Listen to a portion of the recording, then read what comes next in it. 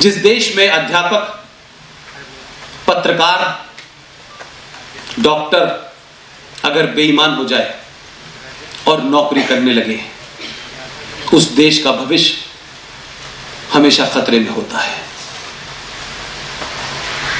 क्योंकि मैं मानता हूं कि टीचर्स और अध्यापकों की गोद में प्रलय भी खेलती है और निर्माण भी खेलता है।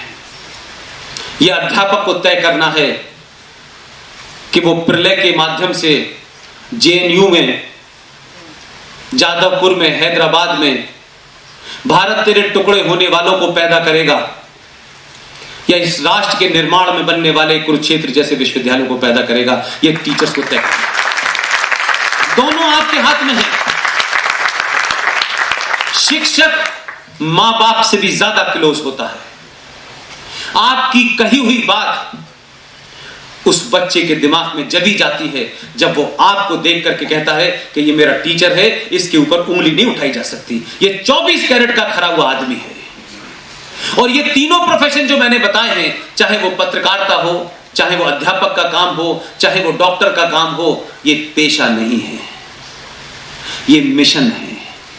जिसने भी इन पेशों को पेशा बनाया है, इन मिशनों को, वो दलाल हो गए हैं, वो नहीं रहे हैं। तीनों जगह यही स्थिति है। इसलिए मैंने कहा कि अगर एक टीचर भी तय कर लेगा कि देश का निर्माण कैसा होना चाहिए, देश का भविष्य कैसा होना चाहिए, तो वो 8 घंटे की ड्यूटी नहीं करता है। हम मानते हैं कि बहुत सारी चीजें समय के साथ बदली हैं, लेकिन सूरज आज भी वहीं से निकल रहा है जहां से करोड़ों साल पहले निकलता था। ऐसा नहीं है कि गेहूं बोने के बाद मक्का निकलने लगी है, ऐसा अभी भी नहीं है।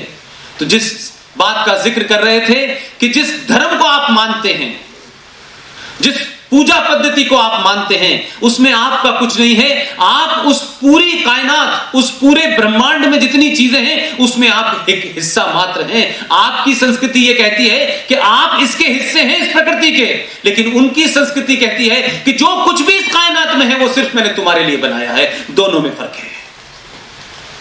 आप ये मान के चलिए कि आप किसी कारण से कहीं पहुंचे हैं।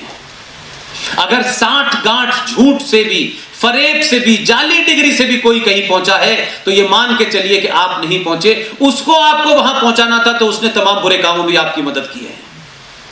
और अगर आप पहुंच गए हैं तो आपसे कुछ काम लेना चाहता है ऊपर वाला, उस काम को उसी ईमानदारी में अंजाम दीजिए और चले जाइए। हम सबको जाना है।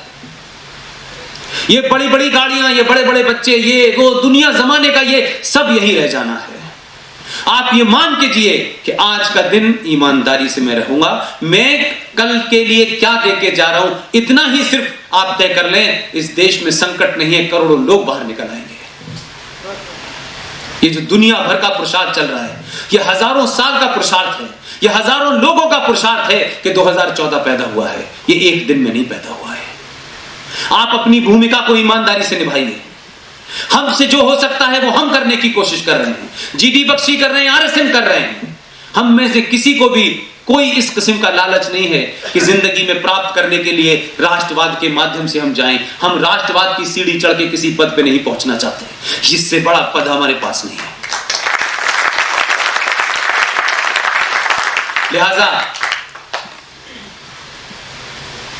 आप ये माने कि जो चुनौतियां हैं उनको लड़ने के लिए आपको अपने आप को मजबूत करना है।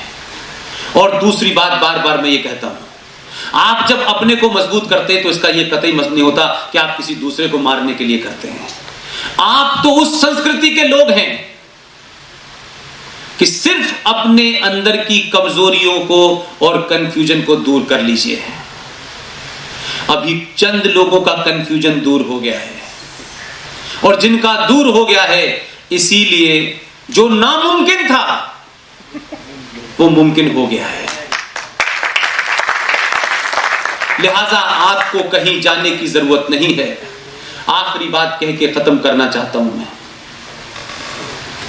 मेरी बात कड़वी हो सकती है, लेकिन हम सब जिस चीज को नजदीक से देख रहे हैं, अगर हम आपके बीच में ये बात नहीं कहेंगे तो फिर हमको लगेगा कि हम भी कुछ अच्छी अच्छी बातें कह गए हैं, कुछ ऐसी बातें हम नहीं कह रहे जिससे शायद बुरा लगेगा और आप ताली न बजाएं। हम में से किसी का कोई इरादा नहीं है कि हमें बड़ी तालियां मिले, हमारा बड़ा नाम हो, अखबारों में नाम छपे, हमारी कोई ऐसी ख्वाहिश नहीं है। आपने अपने दाएं बाजू और बाएं बाजू को खुद कमजोर कर दिया है। ये यादव है, ये ठाकुर है, ये ब्राह्मण है, ये दलित है, ये फलाना है, आपको किसी ने कमजोर नहीं किया, आप खुद कमजोर हो गए। आप सिर्फ इतना करें कि जो इस देश में 22 करोड़ हैं, जो आपके अपने घर के लोग थे, पता नहीं इस 1000 साल के कौन से गलत इतिहास ने आपको यह पढ़ा दिया है भाई। किस गंदी किताबों को, किस गंदे पॉलिटिशियंस ने, किस गंदे नेताओं ने आपको यह बता दिया है कि ये ऐसे थे, ये ऐसे थे, ये ऐसे थे, ये मंदिर में जाएगा, ये नहीं जाएगा, ये घंटा नहीं बजाएगा। ये किसने बताया भाई? आप उसको निकाल करके अपने इतिहास में जाइए। और बार बार मैं एक ही बात को आसान शब्दों में कहता हूं, आप इसे करके तो देखिए। हमारी जितनी ताकत है इन मंचों से भी हम कर रहे हैं, उसका एहसास जमीन पे हमको देखने को मिलता है। ये जो बार बार आपको आदत है, आज ईद है, हमें ईद पे रहमान भाई के घर जाना है, यार उनके यहाँ कबाब बनते हैं, उनके यहाँ सेवैयां बनती हैं। ये रहमान भाई के यहाँ ईद पे जाकर के सेवैयां खाने से अच्छा है कि हफ्ते में एक दिन किसी दलित के घर का पानी पी लीजिए। कुछ नहीं करना है, आप उसको गले तो लगाइए भाई।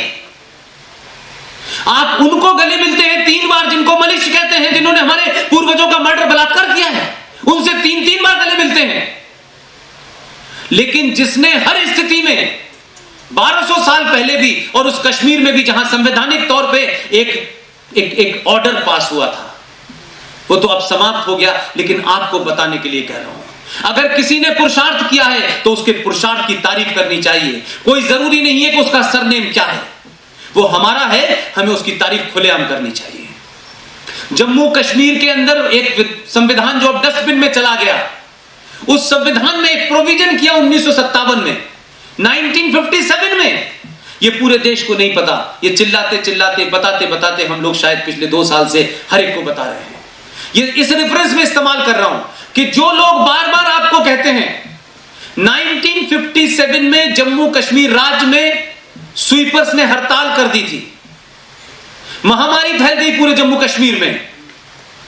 उस वक्त के चीफ मिनिस्टर बख्शी गुलाम मोहम्मद साहब ने अपनी कैबिनेट के 2 लोगों को भेजा कि भाई ये कौन लोग हैं जो ये गंदगी उठाते हैं, हिंदुओं में कोई कम्युनिटी है, उनको बुला के लाओ। उनके कैबिनेट के 2 मंत्री गुरदासपुर और पठानकोट और अमृतसर आए और अमृतसर से 200 वाल्मीकि लोगों को लेके गए। 200 वाल्मीकि लोगों को 1957 में बता रहा हूं, ये घटना है। और उन लोगों से कहा कि हम आपको नौकरी देंगे, आपको नागरिकता देंगे, आप हमारी गंदगी साफ कीजिए।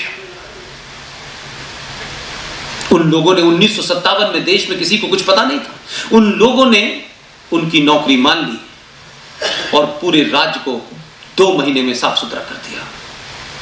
पता है उसका इनाम क्या दिया? पता है आप लोगों को? हाँ या ना में बोलिए। उसका इनाम क्या दिया?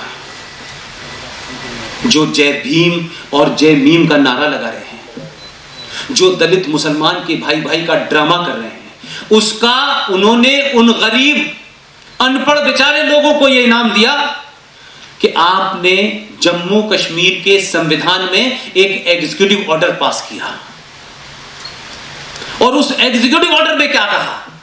यह कहा कि ये जो 200 लोग हैं ये यहां रहें, नागरिकता हम इनको दे नहीं सकते कि 1954 में आर्टिकल 35A के माध्यम से नागरिकता देने का अधिकार जम्मू कश्मीर को दे दिया गया था। लेकिन जो सबसे खतरनाक बात है, जो मैं हर एक से पूछता हूं भाई, उन दलित लीडरों से भी पूछता हूं, अब तो खैर वो चैप्टर क्लोज हो गया, लेकिन किसी दलित के मुंह से आपको हरियाणा से लेके महाराष्ट्र तक और उत्तर प्रदेश में किसी ने यह बात बताई? उस एग्जीक्यूटिव ऑर्डर में यह कहा गया कि ये दलित यहां जो हैं वाल्मीकि यहां रहेंगे, ये यहां जनरल कोर्सेज में पढ़ाई कर सकते हैं, इनको एमबीबीएस में, इंजीनियरिंग में दाखिला नहीं दिया जाएगा, यहां तक भी थोड़ी बहुत माफी। जो आखिरी लाइन है जिसकी वजह से मुझे सबसे ज्यादा गुस्सा है, उसमें कहा गया कि ये लोग यहीं रहें, यहीं पढ़ें और डिग्री लें, लेकिन इनकी नस्लें, इनके आने वाली पुश्तें, उनकी पुश्तें, पुश्तों की पुश्तें दर बर दर चलती रहेंगी। लेकिन जम्मू कश्मीर राज्य में ये 200 वाल्मीकि जिनकी गिनती आज 2.5 लाख है, इनको सिर्फ जम्मू कश्मीर राज्य सरकार की नौकरी भंगी की मिलेगी, बाकी नहीं देंगे। ये शब्द उसमें लिखा हुआ है। ये दलित लीडर कहां मर जाते हैं? ये जय भीम और जय भीम की बात करने वाले, ये दलित मुसलमान की बात करने वाले लोगों ने कभी नहीं पूछा कि तुम जिन दलितों के मसीहा बने घूम रहे हो, उन्हीं दलितों को जिनकी औलादें पैदा नहीं हुई हैं, ये तो भारत के संविधान में भी ऐसा प्रोविजन नहीं है, ये दुनिया के किसी संविधान में प्रोविजन नहीं है। दलितों को ऊपर लाने के लिए हजारों ऐसी चीजें की गई जिससे हमारे समाज में कुछ लोग नाराज हो सकते हैं, उसके बावजूद भी हैं। लेकिन एक देश जो अपने आप को अल्लाह मियां का देश, जो जन्नत कहता था, जिसके चलाने वाले अपने आप को अल्लाह मियां का वारिस मानते थे, उन लोगों ने एक ऐसा प्रोविजन किया क्योंकि उनकी 71% पॉपुलेशन थी और हम चुप रहे। वो 2.5 लाख लोग आर्टिकल 370 के हटने और 35 हटने से जितने खुश हैं उससे 1000 गुना खुशी मुझे है।